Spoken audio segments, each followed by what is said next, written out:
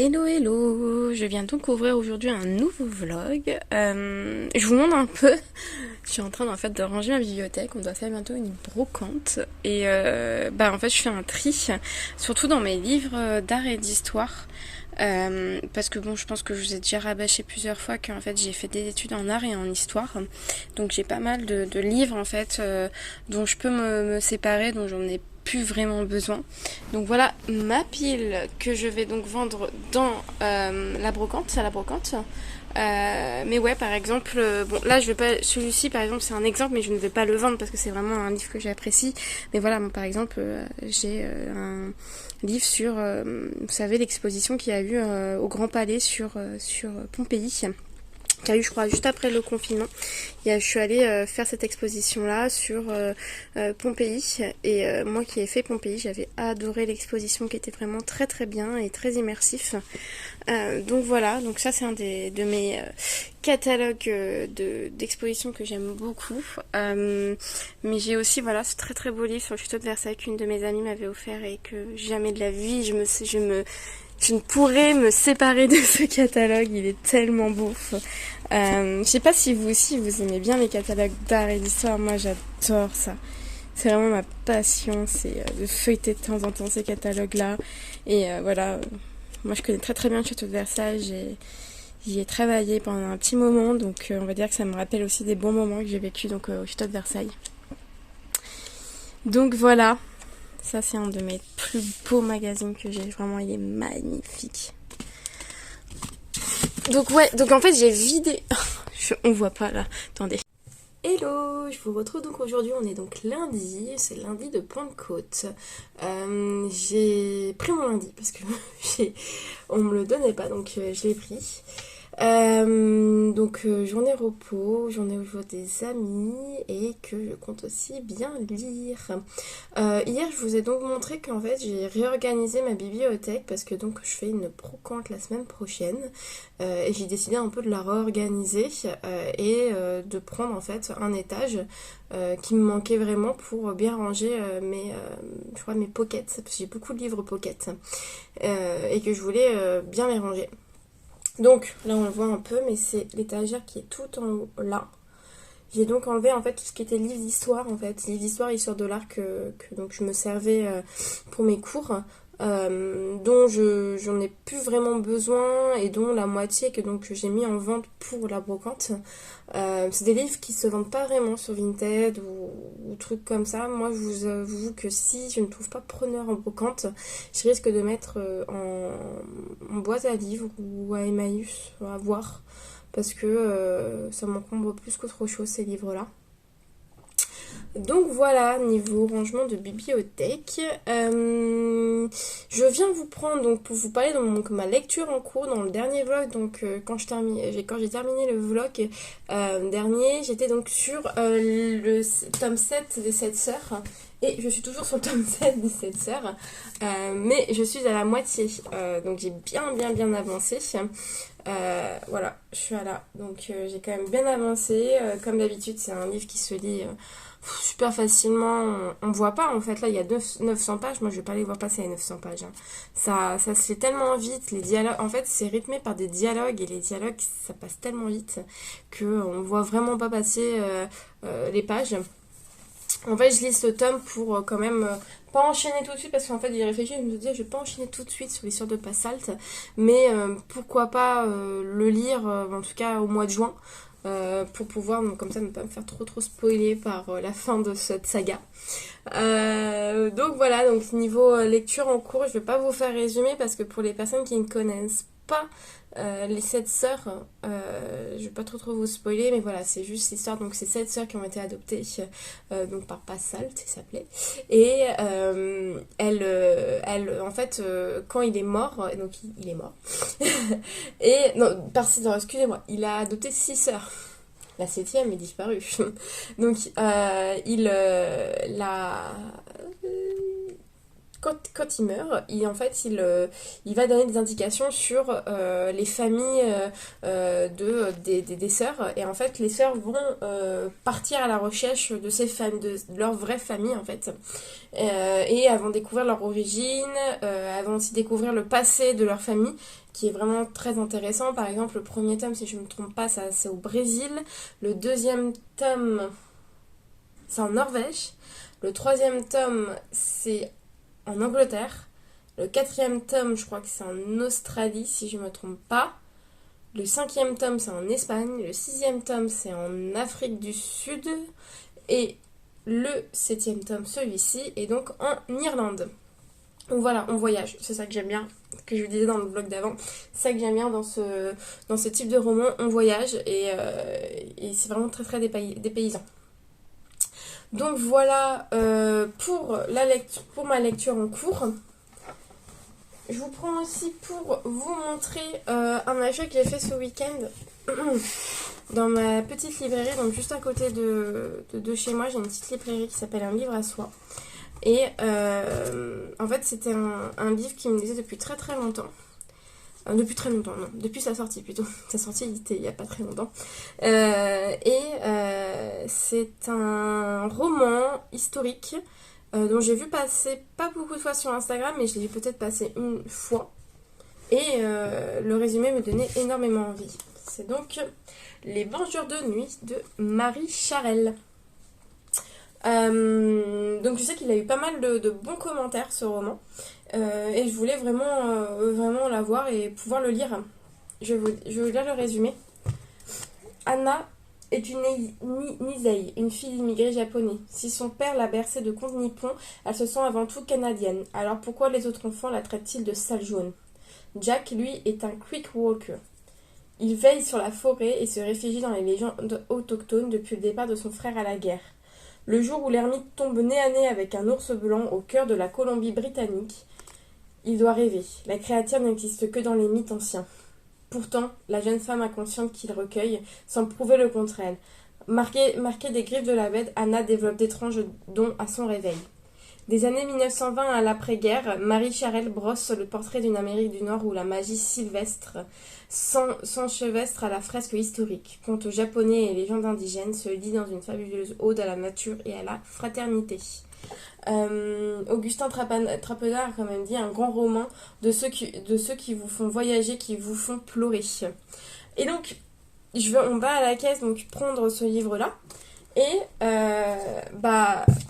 les propriétaires de la librairie me disent mais vous savez qu'il y a une dédicace très bientôt dans la librairie. Donc voilà, il y a une dédicace très bientôt de Marie Charelle le 16 juin, donc à partir de 18h30.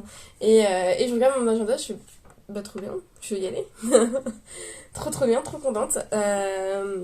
Donc ouais, je pense que je vais y aller, il faut que je réserve parce que quand même, j'ai l'impression que ça va être quand même une grande dédicace. En plus, vraiment à 2 pas de chez moi, donc je suis trop contente.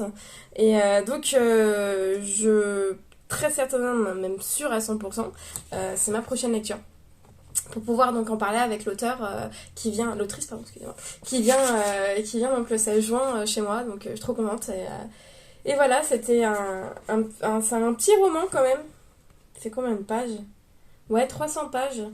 Mais ça a l'air d'être des petits chapitres aussi, donc ça va être super sympa à lire. Je suis très impatiente de pouvoir le commencer. Le résumé est quand même très intriguant, moi je trouve. Bon voilà, j'en ai entendu que du bien, donc très contente de pouvoir découvrir la plume de Marie Charelle. Je sais qu'elle a sorti un livre il n'y a pas très longtemps, un livre de poche. Les danseurs de l'aube. Voilà, c'est ça. Le destin de 2 couples de danseurs épris de liberté rattrapés par la folie du monde. Je ne sais pas. Je ne sais pas si vous connaissez vous l'auteur, si vous avez déjà lu ce roman-là ou celui d'avant. Ça m'intéresse de savoir. En tout cas, voilà, je suis très contente d'avoir pris ce roman et d'avoir découvert qu'il y a une dédicace pas très loin. Donc voilà, c'était surtout ça que je voulais vous parler. Niveau lecture audio, je suis toujours sur Le Loup des Cordeliers. Je suis à un peu plus de la moitié. J'espère finir très bientôt. Mais j'aime beaucoup, hein. Je dis ça parce que c'est vrai que quand c'est toujours la même lecture audio, tu te lasses un peu, mais c'est très bien. Moi j'adore, je découvre encore pas mal de choses avec ce roman. Et Henry Levenbrook, j'adore sa plume. Donc je ne m'en fais pas pour ça.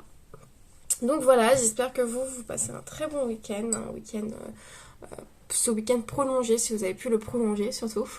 Et donc je vous retrouve donc tout à l'heure.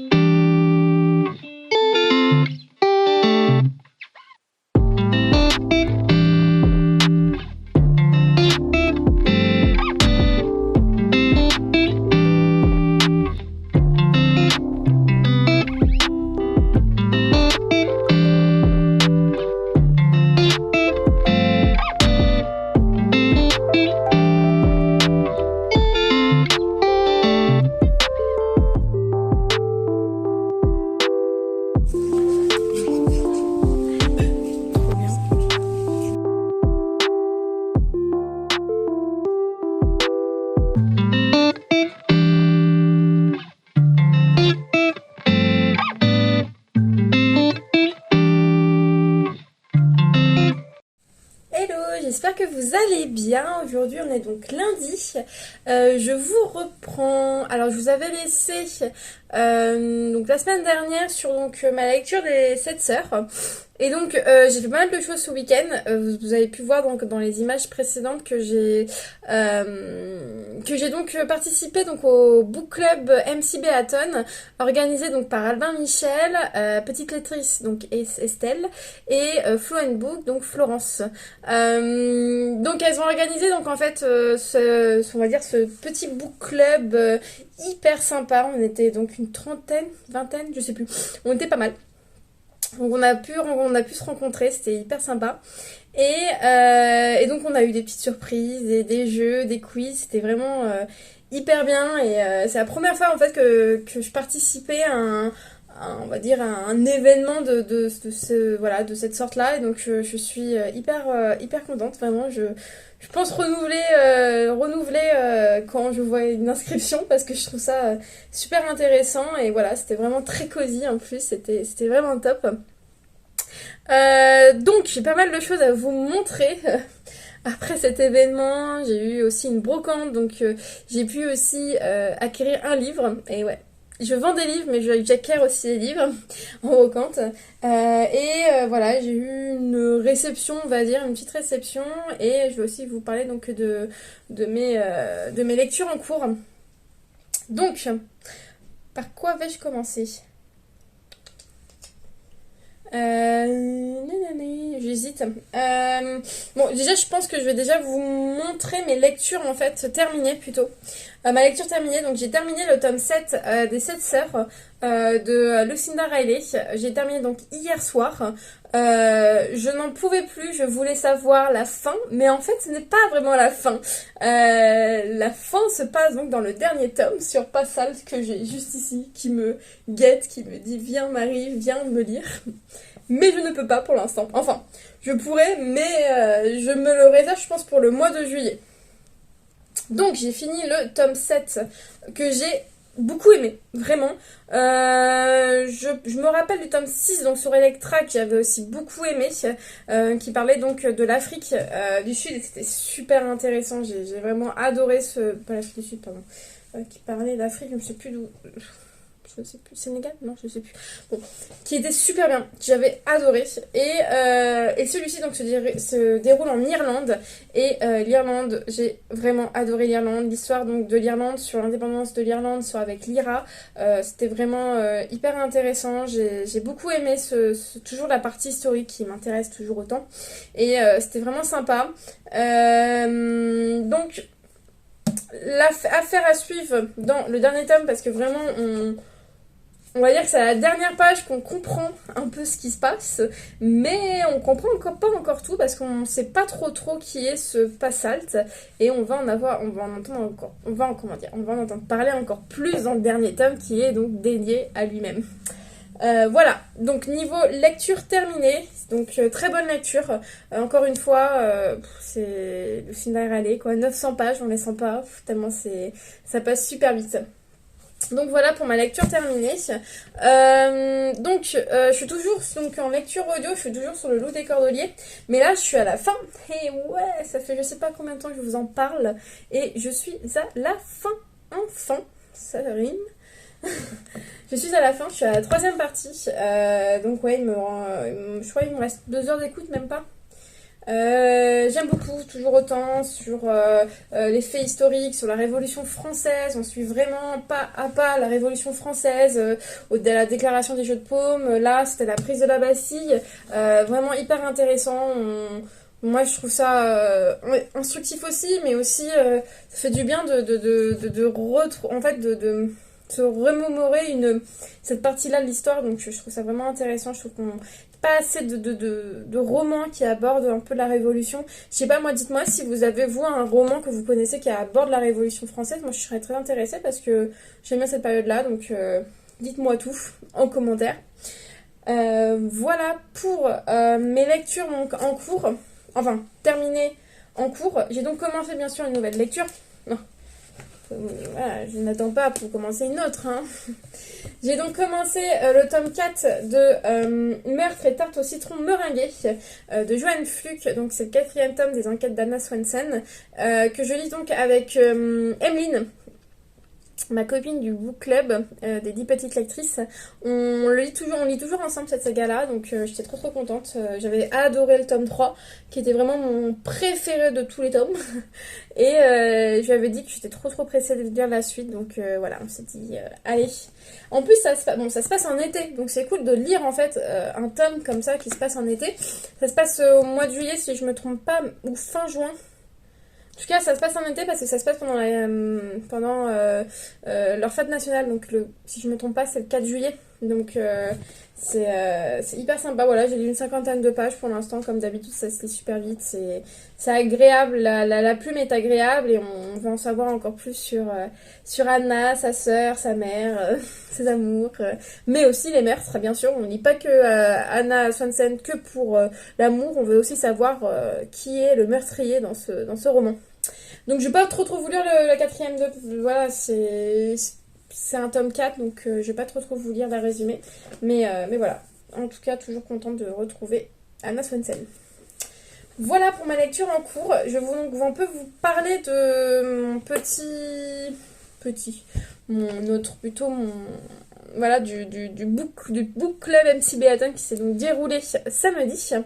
Donc on était donc attendu à l'hôtel Bienvenue, donc c'est station Notre-Dame de Lorette.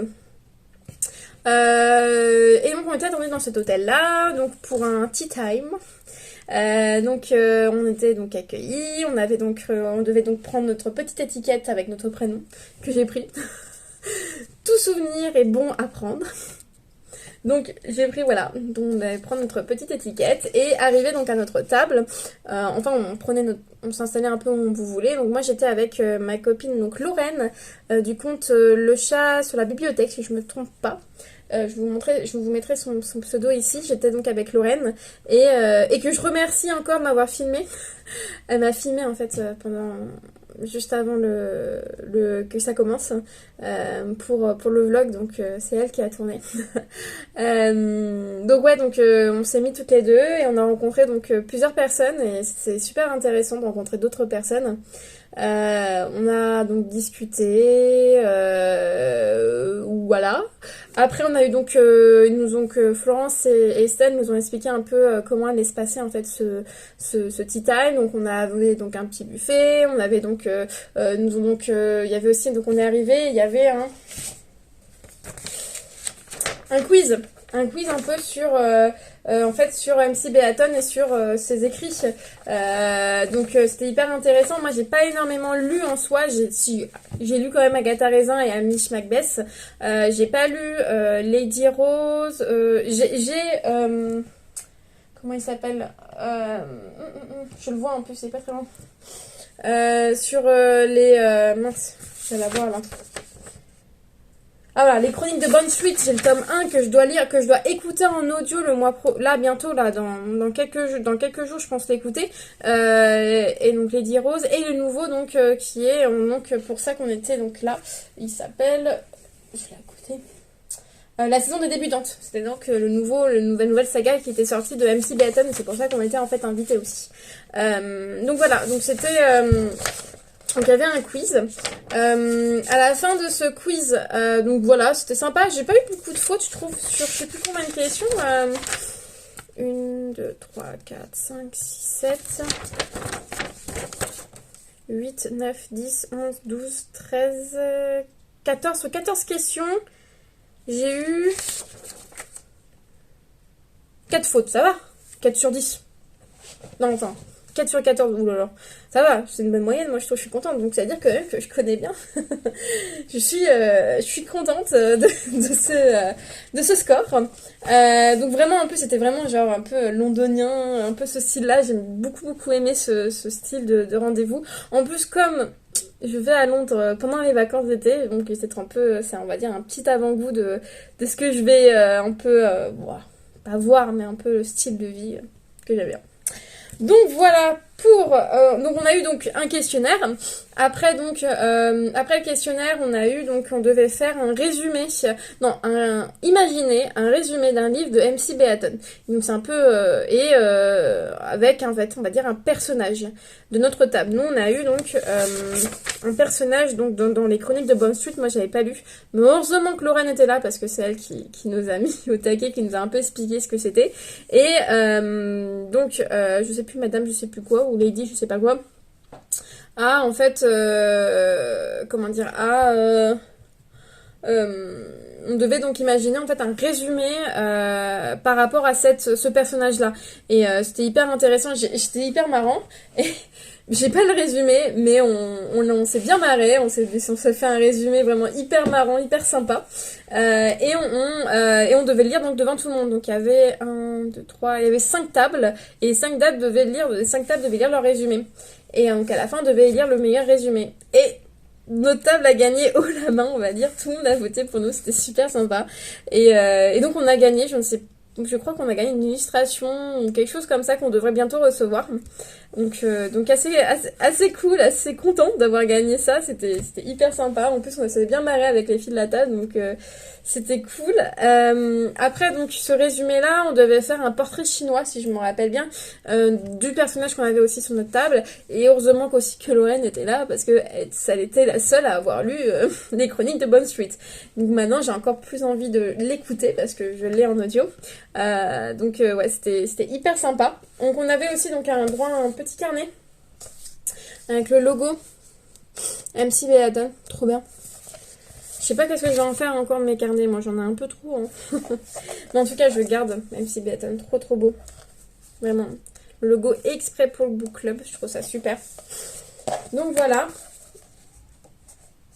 C'est blanc dedans, mais hyper simple, vraiment trop mignon le petit carnet. On a eu donc un petit carnet. Donc voilà, et à la fin donc ils nous ont donc distribué plusieurs choses, plutôt un tote bag. Tadam, un tote bag comme ça, trop mignon, trop beau. C'est donc ça c'est la couverture du tome 2 d'Agatha Raisin, pardon, que j'ai lu. Et dedans on avait un petit livre. Et donc moi j'ai eu donc le tome 2 de la saison des débutants. Donc c'est le nouveau livre qui est sorti là il n'y a pas très longtemps. Donc j'étais trop contente de l'avoir. Bon, j'avais pas le tome 1, mais bon vous comprendrez après pourquoi je vous dis j'avais pas le tome 1. Et un petit marque-page qui va avec, le marque-page de la saison des débutantes. Donc voilà, j'ai entendu que du bien. J'ai entendu que du bien de ce livre-là. Donc hyper contente de l'avoir eu. Toujours un petit format, c'est pas un format poche, mais c'est entre brochet et poche, vous savez, comme les Agatha Raisin, je trouve ça vraiment bien. Donc j'ai eu ce tome 2 là, et voilà, donc c'était super bien. Vraiment, en plus, un petit cadeau à la fin, vraiment, j'ai trouvé ça hyper sympa, vraiment. Et on a eu donc aussi, on avait donc une personne d'Albert Michel qui était là aussi, qui nous a donc accueillis, donc c'était vraiment cool, c'était vraiment un moment agréable aussi à voir des personnes comme nous en fait qui aiment lire, et donc c'était vraiment je suis très contente d'avoir participé. Donc après l'événement du book club, en fait on est passé avec Lorraine juste devant, avant d'y aller, la librairie Albin Michel. On s'est dit oh bah tiens, pourquoi pas y aller après. Comme j'avais le tome 2 Et ben je me suis dit que je vais me prendre le tome 1. Voilà. Je complète donc la collection. Tome 1 et tome 2. Trop bien. Donc maintenant, je vais aller lire quand même. Donc dans le tome 1, je peux vous lire si vous voulez le résumé du tome 1. Peut-être pas le tome 2 parce que comme j'ai pas lu encore le tome 1, je préfère pas. Entre orgueil et préjugés, bienvenue dans la saison des débutantes. Parents d'une jeune fille turbulente, insolente et indisciplinée, engagez deux dames bien nées pour leur enseigner les bonnes manières et raffiner le matériau le plus brut. Nous tirons le meilleur du pire. Être pauvre n'empêche pas d'avoir des riches idées. Privés d'un héritage qui leur aurait assuré une belle rente, Amy et Effie Trable, deux charmantes sœurs ruinées, proposent leur service en tant que chaperons professionnels. L'annonce passée dans le Morning Post saura attirer une clientèle fortunée. Hélas, leur première élève leur donne du fil à retordre. Non seulement Lady Felicity est réticente à l'idée de se marier, mais elle se comporte comme un garçon manqué. Préférant la chasse aux balles, les sœurs Tribal voient déjà la saison tourner au désastre. Donc voilà. Très contente de pouvoir le lire. Et je crois que donc, ce que disait donc, Estelle, c'est sur 6 tomes, je crois bien. Ouais, c'est ça. 6 tomes. Ouais, 6 tomes. Donc on va attendre les 6 tomes. Hein. Donc voilà, je pense pas trop tarder à les lire parce que j'ai envie de les lire. J'ai entendu que du bien. Donc hyper sympa. En plus, ça se lit vite, hein, ces choses-là. Hein. Ça fait 250 pages. Hein. Donc ça devrait se lire vite. Donc voilà, donc j'ai le tome 1 et le tome 2. Et donc je me suis dit, putain, il y a une collection qui me manque quand même. Parce que j'ai Amish Macbeth. Bon, j'ai le premier tome et le deuxième tome que j'ai pas encore lu. J'ai Agatha Raisin.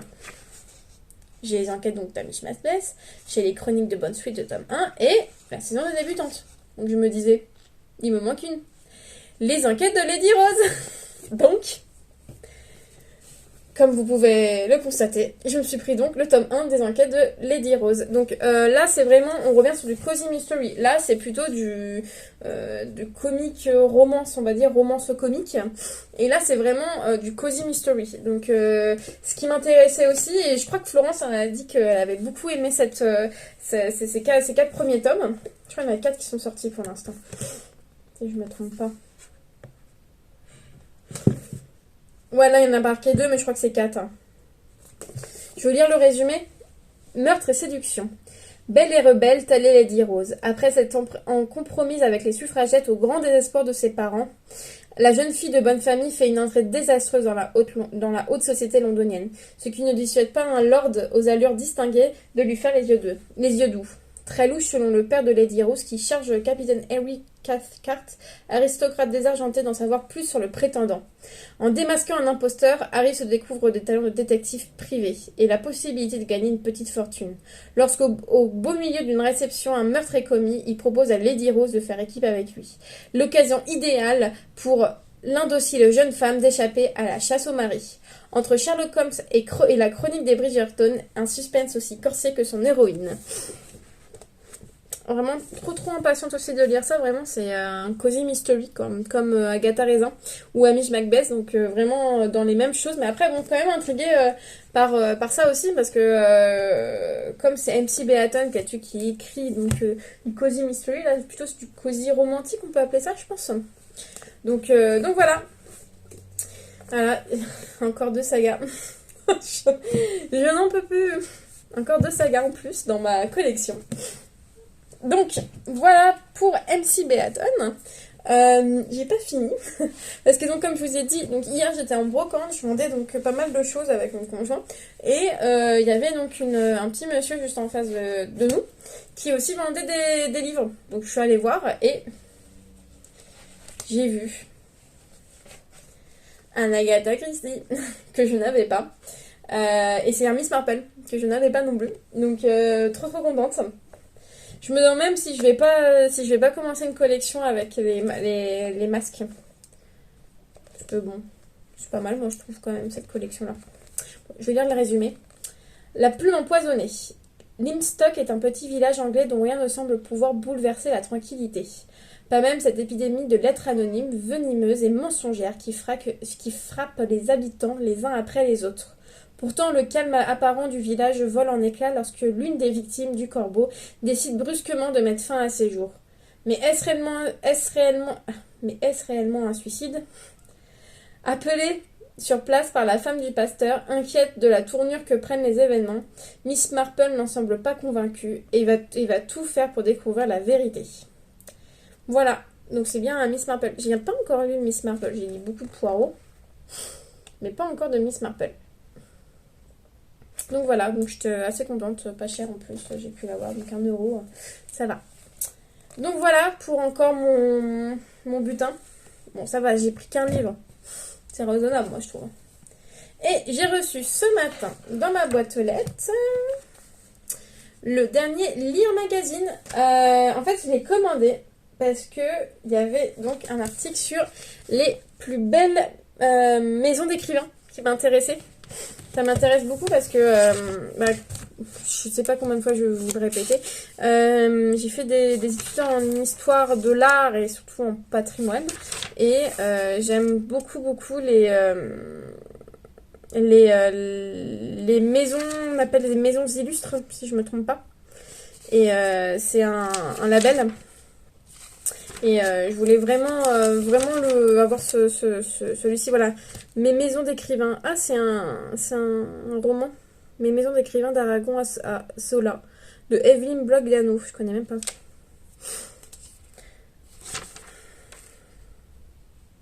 C'est ça, hein, c'est le label maison d'écrivains. Je sais plus comment ça s'appelle. Maison d'exception, je sais plus. En tout cas, c'est sur les maisons d'écrivains. Ah oui, c'est vrai qu'il y a la maison d'Agatha Christie. À Greenway. Oh. C'est où ça? Est-ce que c'est à côté de Londres? Non. Putain, elle est belle en plus. Ouais, trop de trucs super sympas.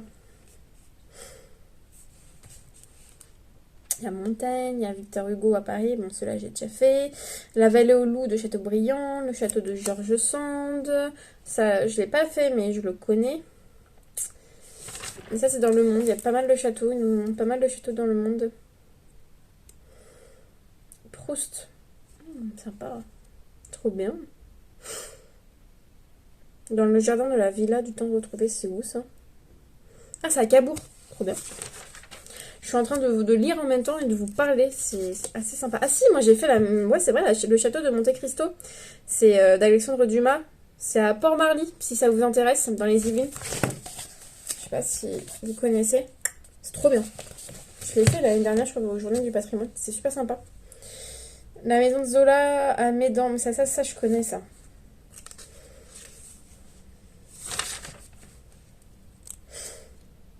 Il y a Marcel Pagnol, Colette, dans Lyon. Un chat qui fait du bruit. Oh bon, bref, il y a pas mal de choses. Donc si ça vous intéresse, c'est le Lire Magazine du mois de juin. Oui, de juin. Si vous intéresse. Donc voilà. Bon, je crois que je vais vous laisser là. J'ai plus rien à vous dire. J'ai quand même parlé 22 minutes. Oh, c'est énorme, 22 minutes. Bon, je vous laisse là et je vous retrouve donc tout à l'heure. Hello, donc je vous prends aujourd'hui, on est donc samedi, je vous ai pas énormément pris, excusez-moi, et surtout je n'ai pas énormément lu parce que il m'est arrivé quelque chose. Je vais vous montrer tout de suite, j'ai eu un petit accident, je vais vous montrer tout de suite.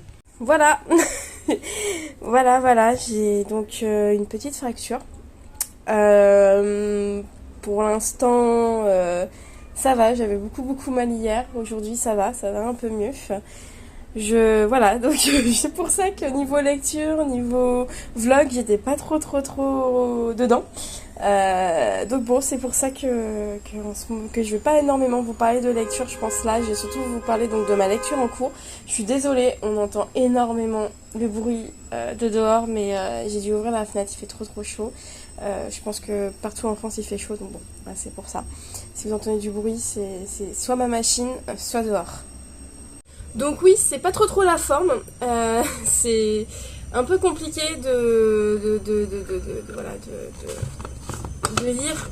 Surtout en ce moment, je dors beaucoup. Avec les médicaments qu'on m'a donnés, je dors pas mal. Ça m'épuise. Donc bon, je suis pas venue pour vous parler de ça. Je suis venue pour vous parler quand même de mes réceptions et lectures. En réception, j'ai eu donc le club des lecteurs de Folio. Donc c'est un livre qu'ils nous ont donc proposé pour lire donc ce mois-ci. Au départ ça me disait rien, mais quand j'en ai parlé à mon copain, il m'a dit mais si, c'est trop bien, tu vas voir et tout. Je dis ah bon, je pense et tout. Et donc je me suis dit je vais me laisser tenter. Donc comme d'habitude on a une petite pochette, j'adore. C'est trop bien. Hop. C'est donc celui-ci, ils ont tué Oppenheimer, je sais pas comment on dit, je suis désolée, je suis vraiment nulle en langue étrangère, de Virginie Olagnier. En fait, il y a un livre, il y a un film qui sort sur Oppenheimer. Donc Oppenheimer, si vous connaissez pas, c'est celui qui a donc inventé la bombe nucléaire. Donc pas du tout ce qui est, comment dire, très sympa. Voilà, donc c'est sûr, je crois, le procès d'Oppenheimer. Bon, bref, je vais vous lire le résumé. Les idées doivent se partager, se mâcher, se contredire. Nous ne sommes plus à l'université, docteur. On parle du grand secret de notre époque. Alors, créez une université secrète. À cet instant précis, Groove avait su qu'il croisait le regard de celui qui, comme lui, trouvait des solutions aux emmerdements. Quand s'achève la Seconde Guerre mondiale, la célébrité de Robert Oppenheimer est immense. Mais ce brillant scientifique à l'esprit fougueux et au charme magnétique s'oppose au détournement de la recherche nucléaire par l'armée. En représailles, on lui retire son accréditation secret défense. Un procès s'ouvre alors. Le père de la bombe atomique parviendra-t-il à rester maître de la terrible invention? Donc voilà, c'est sur son procès. Une fresque captivante qui se lit comme un puzzle à la manière d'un thriller. Pas mal. Et donc, il y a donc un film qui sort sur lui. En ce moment, je crois que c'est Xavier Nolan, si je me trompe pas. Sur Xavier Nolan. Non, c'est sur Xavier. C'est Xavier Nolan qui l'a fait, si je me trompe pas. Et voilà, donc très intriguée par cette lecture. C'est quand même un bon petit livre, hein, 400 pages, plus de 400 pages. C'est un bon petit livre de folio. Donc voilà, je sais pas si vous connaissez, moi en tout cas je ne connaissais pas ce roman, donc très contente de pouvoir le lire. Je pense le lire ce mois-ci ou le mois prochain. En tout cas, c'est sûr qu'il rentre dans ma pile à lire très prochainement. Donc voilà pour niveau réception. J'ai une autre réception que je vais aller chercher, c'est une réception Vinted. Je vous avoue qu'avec mon pied, je vais pas tenter d'y aller. Je vais envoyer mon copain d'aller le chercher, je pense. Donc voilà, niveau réception, niveau lecture en cours, donc je suis toujours sur ma lecture commune avec Emeline, donc de ma copine des 10 petites lectrices, du book club des 10 petites lectrices. On lit toujours donc Meurtre et Tarte au citron meringuée. Enfin, Emeline a terminé bien sûr, moi je suis à la bourre comme d'habitude. J'aurais dû terminer aujourd'hui, mais bon, avec les circonstances, je n'ai pas pu. J'ai pas mal lu aux urgences quand même. Donc, ouais, je suis à plus de la moitié. C'est simple, je suis au chapitre 17. Et il y a 30 chapitres. Ouais, ça va. Si je m'y mets bien aujourd'hui, je pourrais peut-être bien le lire et le terminer demain. Donc voilà pour ma lecture en cours, donc toujours aussi bien, moi j'adore de suivre Anna Swanson, elle est vraiment top dans ses enquêtes, je trouve ça vraiment intéressant, c'est vraiment bien, bon sauf le côté comme on disait avec Emeline, il y a un côté on va dire un peu quand même vieille Amérique qui ressort que j'aime pas du tout sur le mariage, qu'il faut se marier tout de suite avant de fréquenter un homme. Voilà, c'est pas du tout, c'est pas du tout dans l'air du temps quoi. Donc voilà, il y a juste ce petit côté là qui est un peu bon, pas grave, hein, ça se voit que ça a été écrit dans les années 90, c'est pas du tout d'époque. Mais en tout cas, voilà, très bonne lecture encore une fois, très bonne lecture sur un cozy mystery, ça fait vraiment du bien. Je vais vous parler, je sais pas combien de temps, de cette lecture audio que je n'arrive pas à terminer mais que j'adore bien sûr. C'est Les Loups des Cordeliers. Je suis à la fin, hein. Je vous jure que je suis à la fin cette fois-ci. Ouais, je suis au chapitre 70 et il me reste des dizaines de chapitres, donc je pense que ça va quand même aller vite. Ouais, donc voilà. Donc, au prochain vlog, je vous jure que je le termine. je vous jure que je termine cette lecture audio au prochain vlog. Mais en tout cas, moi j'aime toujours hein, la Révolution. J'ai vraiment l'impression d'être à Paris au XVIIIe siècle, donc c'est hyper intéressant. Et voilà, Henri de Van Bruck adore toujours une plume aussi sympa. Moi j'ai donc lu L'Apothicaire en lecture audio que j'avais kiffé, donc j'avais kiffé, que j'avais adoré. Je parle comme les jeunes maintenant. Donc voilà, c'était donc ma lecture, audio. Sur ce, je veux donc vous laisser. Je vais vous clôturer ce vlog ici. J'espère que ce vlog vous a plu. Je vous ai quand même pas mal filmé là, donc le rencontre du book club MC Béaton, qui c'était vraiment super. J'ai quand même parlé pas mal de choses. J'espère que ça vous a plu à vous aussi, que ces vlogs vous plaisent surtout parce que bon, je vous avoue, j'ai pas trop de... Je sais par certaines que c'est sympa, mais d'autres je ne sais pas. Voilà, donc n'hésitez pas donc toujours à liker, à commenter, à vous abonner, à activer la cloche pour avoir les notifications, voilà. N'hésitez pas, moi ça... Et n'hésitez pas surtout à me dire vos avis, moi ça m'intéresse toujours autant de savoir vos avis, me dire ce qui vous intéresse, si vous avez déjà lu ces livres-là, si vous comptez en lire d'autres, voilà. Ça m'intéresse. Voilà, donc je vous souhaite un bon visionnage de ce vlog. J'espère que ça vous a plu. Je vous souhaite donc un bon week-end. Et je vous retrouve donc pour de prochaines lectures.